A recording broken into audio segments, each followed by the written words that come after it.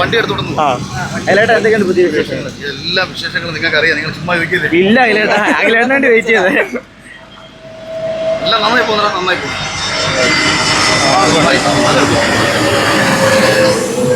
അഖിലേട്ടൻ beauty parlour salon എല്ലാം അവർ നന്നായിട്ട് നോക്കുന്നുണ്ട്.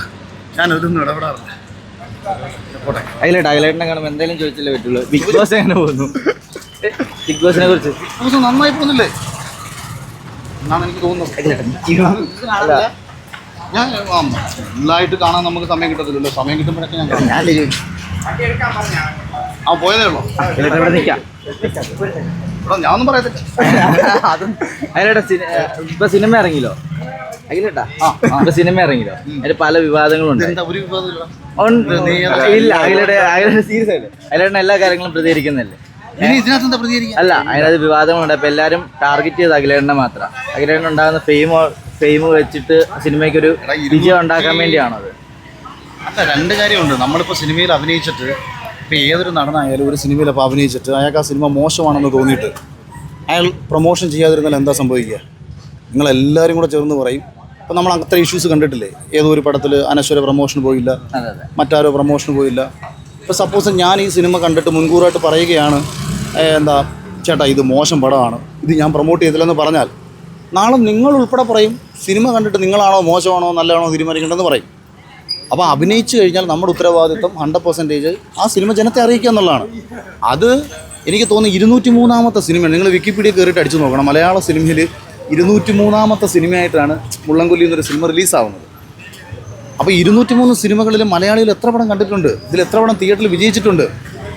പക്ഷെ ഞാൻ അവരോട് ആകെ പറഞ്ഞത്, ഞാൻ ഈ സിനിമയിൽ വന്നതിനൊരു കാരണമുണ്ടായിരുന്നു, നിങ്ങൾക്കത് കാരണം ചെയ്യണമെന്നൊന്നും ഞാൻ പറയുന്നില്ല, അത് മാത്രം പറഞ്ഞാൽ മതി എന്നേ ഞാൻ പറഞ്ഞിട്ടുള്ളൂ.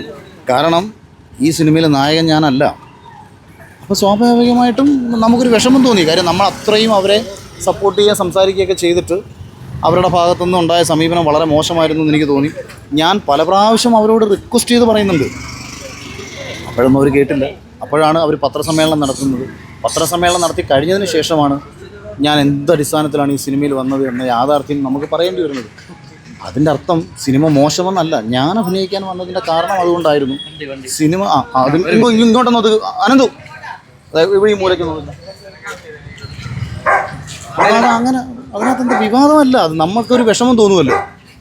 കാരണം എൻ്റെ തലയിലേക്ക് നായകനല്ലാത്ത നമ്മളെ നായകനാക്കി മാറ്റുന്നതൊക്കെ അവരുടെ പ്രൊമോഷൻ സ്ട്രാറ്റജി ആയിരുന്നു. അതിനൊക്കെ ഞാൻ ആദ്യം എതിർക്കുകയും പിന്നീട് അവർക്ക് വേണ്ടി സമ്മതിച്ചു കൊടുക്കുകയും ചെയ്തിട്ടുള്ള ഒരാളാണ് ഞാൻ. അതിലോട്ട് ഒരു കാര്യം കൂടി, ഇതുപോലെ ഇപ്പം ഒനിയലിൻ്റെ കേസിൽ അതെന്താ ഒനിയലിൻ്റെ കേസിൽ ലക്ഷ്മി മാപ്പ് പറഞ്ഞിട്ടുണ്ടായിരുന്നു. ഞാൻ ആക്ച്വലി ലക്ഷ്മിയുടെ ആറ്റിറ്റ്യൂഡ് ഞാൻ കാണുന്നില്ല. ലക്ഷ്മിയുടെ ബിഗ് ബോസ് ഏതൊരു എപ്പിസോഡ് കണ്ടിട്ടുണ്ടാവുമല്ലോ, അതിൻ്റെ അകത്ത് ലക്ഷ്മിയുടെ ആറ്റിറ്റ്യൂഡ് ആണുങ്ങൾക്കെതിരായിട്ട് സംസാരിക്കുന്ന ഒരു പെണ്ണിനെ പോലെയല്ലേ? അങ്ങനൊക്കെ ചോദിച്ചു കഴിഞ്ഞാൽ വിഷയത്തില് ലക്ഷ്മി ഓവറായിട്ട് റിയാക്ട് ചെയ്യുകയും ലക്ഷ്മിയുടെ കാര്യം അല്ലാഞ്ഞിട്ട് പോലും ഒനിലിനെ ഭയങ്കര കുറ്റപ്പെടുത്തുകയും തന്നെ പോലെ ഒരാളെ വീട്ടിൽ കയറ്റാൻ കൊള്ളില്ല എന്ന് പറയുകയും ചെയ്തിട്ടുണ്ട്. ഒനിലിനോടും പറഞ്ഞു പേടിക്കാനില്ല, അതന്നെ ആദ്യം 100 അടുത്തും പറഞ്ഞിട്ടുണ്ട്. അത് ആണുങ്ങളോട് മാത്രം പറയുന്നതല്ല, അങ്ങനെ പറയുന്നൊരു വ്യക്തി. അപ്പൊ ഈ ലക്ഷ്മിയുടെ ആറ്റിറ്റ്യൂഡ് ഓക്കെ ആണെന്ന് തോന്നുന്നുണ്ട്. ആരുടെ ആറ്റിറ്റ്യൂഡ് നീ പറ. അഖിലേട്ടൻ ഷിയാസ് അഖിലേട്ടനെ അറിയത്തില്ല എന്നൊക്കെ പറഞ്ഞു. അങ്ങനെ പറഞ്ഞപ്പോഴത്തേക്ക് കേരളത്തിൽ എത്രയോ പേർക്ക് എന്നെ അറിയില്ലായിരിക്കും, അതൊരു പ്രശ്നമാണ്. അങ്ങനെയല്ല, അഖിലേട്ടനെ ഭയങ്കര താഴ്ത്തി കിട്ടുന്ന രീതിയിലാണ് സംസാരിച്ചത്. അഖിലേട്ടൻ എന്തായാലും കണ്ടിട്ടുണ്ടാവും. അതിനെപ്പറ്റി എന്താണ് അഖിലേട്ടൻ പറയാനുള്ളത്? അത് നീ നേരെ പോയി ഷിയാസിനോട് ചോദിക്കുക എന്താണ് അങ്ങനെ പറയുന്നതെന്ന് ചോദിക്കുക. അപ്പോൾ ഷിയാസിന് മറുപടി പറയും. എനിക്കൊരു പരാതി. ഇതുപോലെ അഖിലേട്ടൻ പല സ്റ്റോറീസും കാര്യങ്ങളും ഈ സംസാരിക്കുമ്പോൾ പോലും ഞാനിവിടെ വരുന്ന സ്ക്രിപ്റ്റ് തയ്യാറാക്കുന്ന മീഡിയയിലുള്ള പലരെയും കുറ്റപ്പെടുത്തി സംസാരിക്കുന്ന പോലെ തോന്നിയിട്ടുണ്ട്. ചില മീഡിയാസ് ചില മീഡിയ അല്ല ഇന്ന ഒരു മീഡിയ ഏത് മീഡിയ ആണോ തെറ്റ് ചെയ്തത്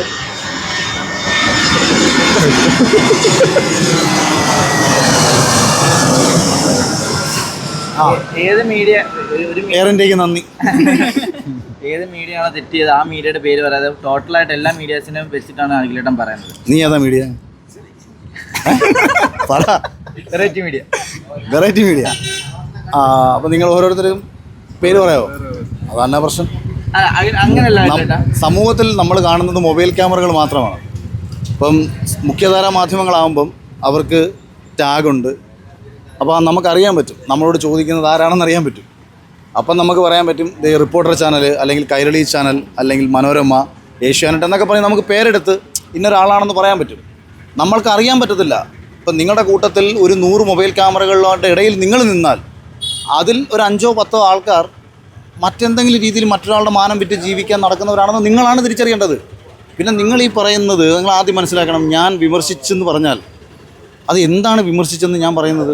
കമൻറ്റ് ബോക്സിൽ വരുന്ന തെറികൾ, സുപ്രീം കോടതിയുടെ പുതിയ ഇത് വന്നിട്ടുണ്ട്, നിർദ്ദേശം വന്നിട്ടുണ്ട്.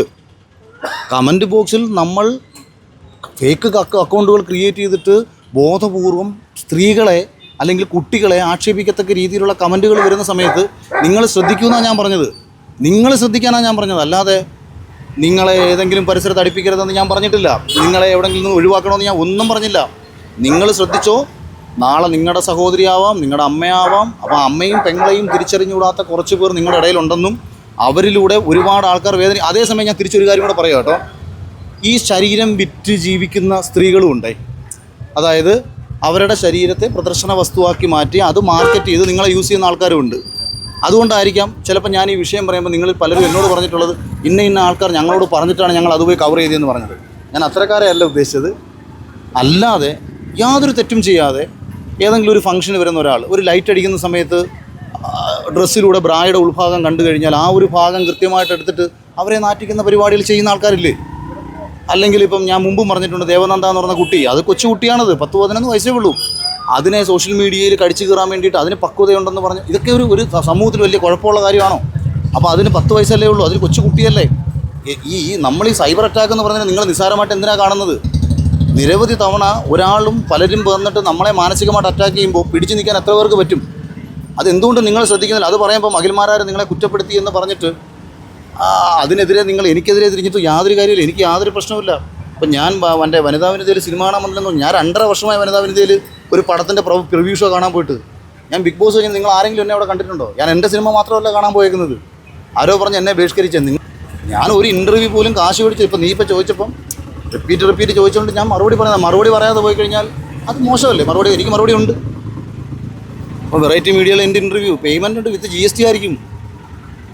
അതെല്ലാം ഞാൻ തരുന്ന ഒരു കണ്ടന്റ് വിറ്റ് നിങ്ങൾ കാശാക്കിയാൽ അതിൻ്റെ ഒരു വിഹിതം എനിക്ക് തന്നേ പറ്റൂ.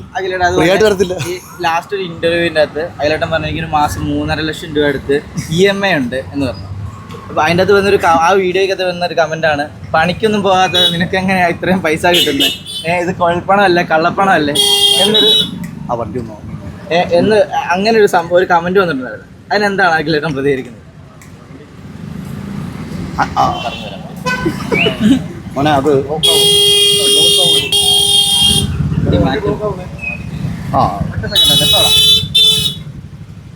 ഓൾമോസ്റ്റ് ഒരു $900 ഫേസ്ബുക്കിലുണ്ടോ? നിങ്ങൾക്ക് കാണാൻ പറ്റുന്നില്ലേ? $900 900 × 88 അടിക്കുക. ഫേസ്ബുക്കിൽ നിന്നുള്ള എൻ്റെ കഴിഞ്ഞ മാസത്തെ വരുമാനം നിങ്ങൾക്ക് മനസ്സിലാവും. സെയിം യൂട്യൂബ് അടിക്കുക. ഞാൻ ഫേസ്ബുക്കിലോ യൂട്യൂബിലോ റെഗുലറായിട്ട് കണ്ടൻറ് ക്രിയേറ്റ് ചെയ്യുന്നൊരു കണ്ടൻറ് ക്രിയേറ്റർ അല്ല. എൻ്റെ എല്ലാ പ്രോഗ്രാമുകൾക്കും വിത്ത് GST അടക്കം ഒരു ഇൻ്റർവ്യൂ അടക്കം ഞാൻ പേയ്മെൻറ്റ് മേടിച്ചിട്ട് ചെയ്യുന്ന ഒരാളാണ്. എനിക്ക് സലൂണുണ്ട്, എനിക്ക് ദുബായിൽ റിയൽ എസ്റ്റേറ്റ് ഉണ്ട്. അപ്പം നമ്മളെ ഇൻകം ഞാൻ ഷെയർ ട്രേഡ് ചെയ്യുന്ന ആളാണ്. നമ്മൾ ചിലവാക്കുന്നു എന്ന് പറഞ്ഞ് ഞാനത് വലിയ ആഡംബരമായിട്ട് പറഞ്ഞതല്ല. നമ്മൾ ഓരോരുത്തർക്കും വ്യത്യസ്ത തലത്തിലാണ് ചിലവാക്കുന്നത്. പണ്ടെനിക്ക് 2000 രൂപ മാസം CC അടയ്ക്കാൻ ബുദ്ധിമുട്ടുണ്ടായിരുന്നു. ഒരു വർഷം 800 രൂപ EMI അടയ്ക്കാനില്ലാതെ, അതായത് ഒരു കാർഷിക വായ്പ എടുത്തിട്ട് ഒരു മാസം 800 രൂപ അടയ്ക്കാൻ പറ്റാതെ ആ കാർഷിക വായ്പ മുടങ്ങി, അത് പെൻഡിങ് ആയി, സിബിൽ സ്കോറിൽ ഒരു രീതിയിൽ ഒരു ലോണും കിട്ടാത്തൊരവസ്ഥ വന്നിട്ടുണ്ട് എനിക്ക്. 2 ലക്ഷം രൂപയുടെ ലോണ് 5.25 ലക്ഷം രൂപ അടച്ച് ഞാൻ ക്ലോസാണ് ചെയ്യുന്നത് പിന്നീട്. അപ്പം ഞാൻ നിങ്ങളോടും പറയുന്നത്, നിങ്ങൾ ഒരുപക്ഷെ ആഗ്രഹിക്കുന്ന പല കാര്യങ്ങളും ആഗ്രഹിച്ചിട്ട് കിട്ടാതിട്ടുള്ള ഒരാളാണ് ഞാൻ. അങ്ങനെ കടന്നു വന്ന വഴികളിൽ നിന്ന് ഇത് എങ്ങനെ നേടിയെടുക്കാം? അങ്ങനെ നമ്മളിത് നേടിയെടുത്ത് കാണിച്ച ചിലവ് കൂടുന്നത് ഒരിക്കലും ഒരു മോശം കാര്യമല്ല. ഇന്ത്യക്ക് ഒരുപാട് കടങ്ങളുണ്ട്, ചൈനയ്ക്ക് ഒരുപാട് കടങ്ങളുണ്ട്. കടങ്ങളുണ്ടാവുന്നതിലല്ല കാര്യം, നമ്മളത് വീട്ടാനുള്ള ശേഷി ഉണ്ടാക്കിയെടുക്കുക എന്നുള്ളതാണ്. ഞാൻ എന്നോട് ചോദിച്ചൊരു നോർമൽ ചോദ്യത്തിനുള്ള ഉത്തരമാണ് അത് അവിടെ പറഞ്ഞത്. എത്ര EMI ഉണ്ട്? എനിക്ക് വേണമെങ്കിൽ ഒഴിഞ്ഞു മാറാം. ഞാനത് യാഥാർത്ഥ്യം പറഞ്ഞ് എന്തിനാണെന്ന് വെച്ചാൽ മറ്റൊരാൾ മനസ്സിലാക്കാത്ത ചിലവുകളാണ് മറ്റുള്ള പലർക്കും ഉള്ളത്. ഇപ്പോൾ ഒരാൾ നമ്മളോട് കടം ചോദിക്കും. ഇപ്പോൾ നമ്മൾ പറയും കോവിഡ് വന്ന സമയത്ത് നമുക്ക് ബുദ്ധിമുട്ട് വന്നത്. കോവിഡ് വന്ന സമയത്ത് ഏറ്റവും കൂടുതൽ ബുദ്ധിമുട്ട് വന്നത് യൂസഫ് അലി സാഹിബിനായിരിക്കും. കാര്യം അത്രയും കോടി ഇൻവെസ്റ്റ് ചെയ്തിട്ടുള്ള ഒരാൾക്കാണ് അടഞ്ഞു കിടക്കുമ്പോൾ അത്രയും നഷ്ടം വരുന്നത്. ഏറ്റവും കൂടുതൽ പണം ഇൻവെസ്റ്റ് ചെയ്ത് ബിസിനസ് ചെയ്യുന്നവനാണ് ഒരുപക്ഷെ ജീവിക്കാൻ തന്നെ ഏറ്റവും കൂടുതൽ ബുദ്ധിമുട്ട് അനുഭവിക്കുന്നത്. കാരണം അത്രയും ആ ലൈഫ് സ്റ്റൈൽ മെയിൻറ്റെയിൻ ചെയ്യാനുള്ള അവരുടെ ബുദ്ധിമുട്ടാണ്. ഇതൊക്കെ യാഥാർത്ഥ്യബോധത്തോടുകൂടി മനസ്സിലാക്കാമെന്ന് എനിക്ക് പറയാൻ പറ്റും. അവിടെ വണ്ടിയെല്ലാം കിടപ്പുണ്ട്. ചുമ്മാ നമ്മുടെ അല്ല അതിലേട്ടാ നമ്മുടെ വണ്ടിയില്ല.